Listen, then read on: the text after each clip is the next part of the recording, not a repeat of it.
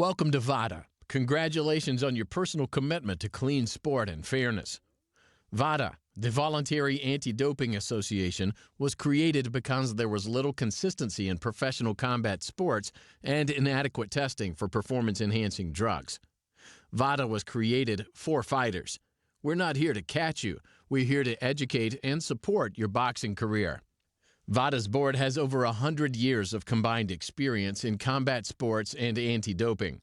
Our board includes medical professionals, former commission members, and anti-doping experts whose goal is to help fighters. In this short video, you'll learn what VADA can do for you and your career, plus your part in making the program work for you. It's your body, your health, your career.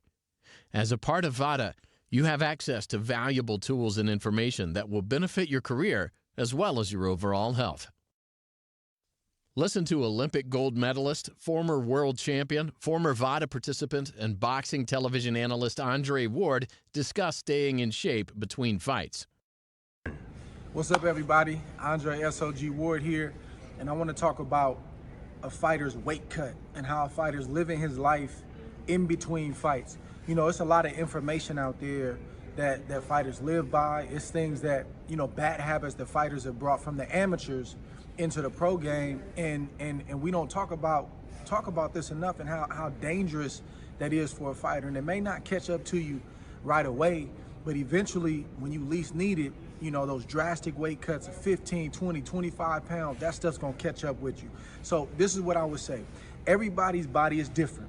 So my goal was to stay within anywhere between 10 and 12 pounds in between my fight weight. I knew that's what fit my body. I knew that 10 or 12 pounds was hard to get off, especially the last 2 weeks, but it wasn't gonna kill me. And I was able to focus on game plan. I was able to focus on strategy and not just focus on losing weight in training camp. Some guys like, you know, Tim Bradley, I talked to Tim. Tim said he got off 15 to 20. That's how his body was made. That's the way, that's his physical makeup. So you got to know you know if you're eating crazy, living crazy, and ballooning up 10 or 15 beyond what you should balloon up to in between fights, and you got to stay focused on that. And I just want to encourage y'all to live the life of a fighter. What does that mean? That means that you can have fun, you can enjoy yourself for a week, 2 weeks after the fight, but at some point you got to start reeling it in, not just when the phone rings, not just when you sign the fight, but live the life of a fighter. Eat good even when you don't have a fight coming up. You ain't got to be perfect, but eat good where you keep your weight to a certain point. So when you get to training camp, y'all can focus on strategy, you can focus on game planning, and then the weight comes off the right way. So when you get into a tough fight, and at some point you will, you're not drained and you're not dead, and the weight cut won't be the reason why you don't come out on top. So live the life of a fighter, man. One of the primary services VADA provides is unannounced random testing. Your VADA membership is a firm statement that you are committed to clean fighting and don't fear being tested. Many experienced fighters have never been tested for performance-enhancing drugs, and if you have, whether post-championship fight, as an amateur in the Olympic program, or some other instance, it's doubtful the testing was as extensive as VADA's. In VADA, athletes are eligible to be tested 24 hours a day, 7 days a week. This could be at your gym, your home, or anywhere else you might be. Sometimes you'll receive a call before a VADA testing representative arrives, but they don't always call first. They may simply show up at the places listed on the whereabouts form or VADA app. Because VADA's random testing is unannounced, testers must be able to locate you within an hour of their first contact attempt. To make sure this happens, VADA requires a few important things from fighters. First, you must completely fill out the VADA application. In the VADA application, you provide detailed information about where you live, where you train, and information for key contacts. Key contacts include your trainer, partner, promoter, and manager. Second, you need to complete the whereabouts form to give VADA as much advance notice as possible when you travel. This form tells VADA where you are traveling and staying. You'll need to complete these forms on the VADA website. After that, if you have any changes in travel plans, you can update your whereabouts form on the VADA app, which is available on Apple and Android devices, or you can email Margaret Goodman directly at margaret@vada-testing.org. Finally, keep your cell phone handy at all times so you don't miss a VADA call. If we can't locate you within an hour of the first attempt to contact, it will be recorded as a missed test. Missed tests will be reported, and fighters are subject to potential sanctions and removal from the VADA program. This rigor is part of what makes a VADA athlete so respected within his or her sport. You will need to provide VADA with a list of any medication or supplements you're taking or plan to take.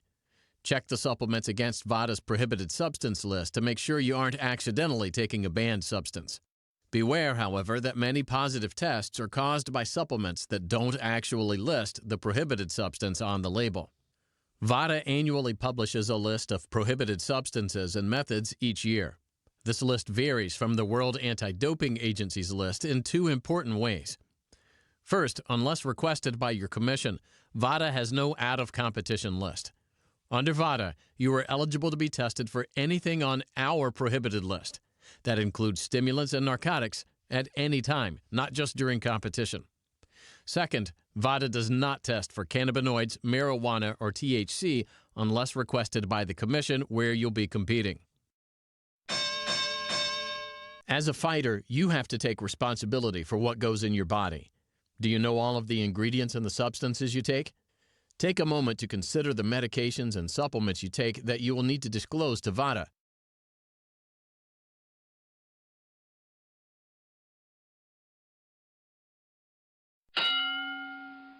Remember, it's your body, your health, your career.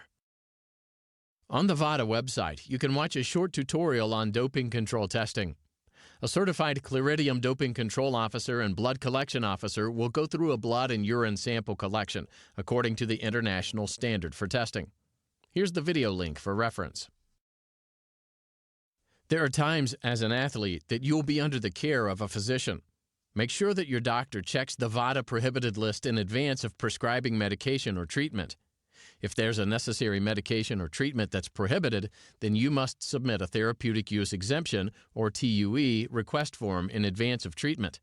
The form is available on the VADA website at vada-testing.org. Your request is reviewed by an independent physician to determine whether the requested treatment is necessary or if there are non-prohibited alternatives. As the review can take weeks, it is important that you submit this request as early as possible. If you require emergency medical care, VADA may excuse a prohibited treatment or method, but we require a copy of the medical documentation. After a test, you might be thinking, where do the results go? Your results will typically go to you, your representatives, the commission in which you're competing, the Association of Boxing Commissions, or ABC, BoxRec, the official record keeper of the ABC, the WBC if you are enrolled in the Clean Boxing program, your promoter, and the sanctioning body if you're competing in a title fight. If your enrollment was for testing leading up to a bout, the results would also go to your opponent's promoter. VADA does not publicly report results and never discusses your results with the media. If you receive an adverse result, you'll get an email with the test results, the doping control form from the day you tested, and the actual laboratory report. Contact VADA if you would like the B sample tested at your expense. VADA does not adjudicate results. That will be up to the commission where you hold a license or the sanctioning body where you hold a title. VADA knows that all fighters use supplements and vitamins. You are responsible for anything you take. Remember, it's your body, your health, and your career. VADA gives you the chance to find out the risk of your supplements and the manufacturer. Go to dfsaccess.com and select the VADA logo. Use the passcode VADA12. As a VADA fighter, you can have your supplements tested and certified. If interested, contact VADA at info@vada-testing.org or margaret@vada-testing.org. Listen again to former world champion Andre Ward discuss staying clean. What's up, everybody? Andre SOG Ward here. You know, my first video I talked about weight cut and how, we need to live a life of a fighter in between fights, and I focus more on the food. But I'm gonna talk about something else that fighters, even though we don't talk about it a lot, tend to put in their body, and that's sometimes drugs and alcohol. It's a lot for our bodies and our brains to have to deal with the trauma that we go through in sparring and in a real fight. It's not a natural thing for our bodies and our brains to get hit. And what makes it worse is when we drink and also when we use drugs. People don't realize that fighters do that, but I know fighters do that. But this is something that, again, some people may get away with when you're young. You may party a lot. You may put things in your body that you're not supposed to, and you get away with it. You may win certain fights like that, and you start to believe that, oh, this is a lifestyle and this is okay. It's really not, because when you get into that tough spot and into that tough moment in a fight, especially with a guy who doesn't live that kind of lifestyle, is going to catch up with you when you least need it. And I'm gonna give you one more bit of advice. When fighters start to get older, and then when you eventually retire, it's not easy.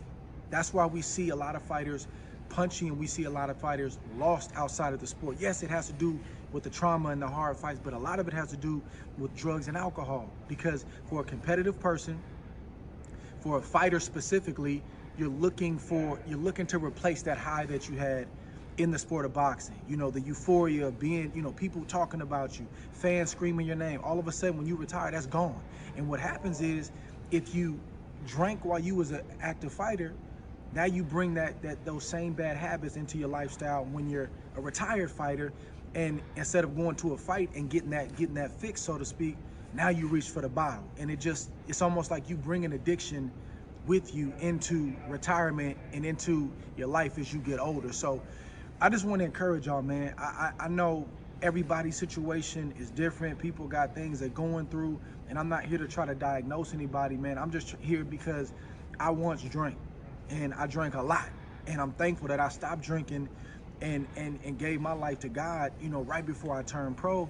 And I would not have been the fighter that I was. I would not have won those big fights that I won if I drank, if I used drugs, if I was a heavy partier. My lifestyle won me a lot of those tough fights, and I'm thankful now that even with me dealing with retirement, been retired, you know, 3 years now, and having to transition to the next phase of my life, I don't have an addiction, or I don't have something like alcohol calling me every day where I go to that to try to replace the high that boxing brought me. So I just want to encourage my brothers, encourage my sisters, you know, fight to put the right things in your body. If you need to get some help to stop drinking, to stop using drugs, and maybe to stop living a certain type of lifestyle, man, reach out, try to get some help, because I want to see as many of you guys as possible whole when you retire. I want to run into y'all. I want people to run into me 10, 15 years from now and say, man, he still looks good, or she still looks good, man. They sound good. That's what we want, y'all. As a part of VADA, you have access to a wealth of additional resources, information, and expertise. These include Global DRO.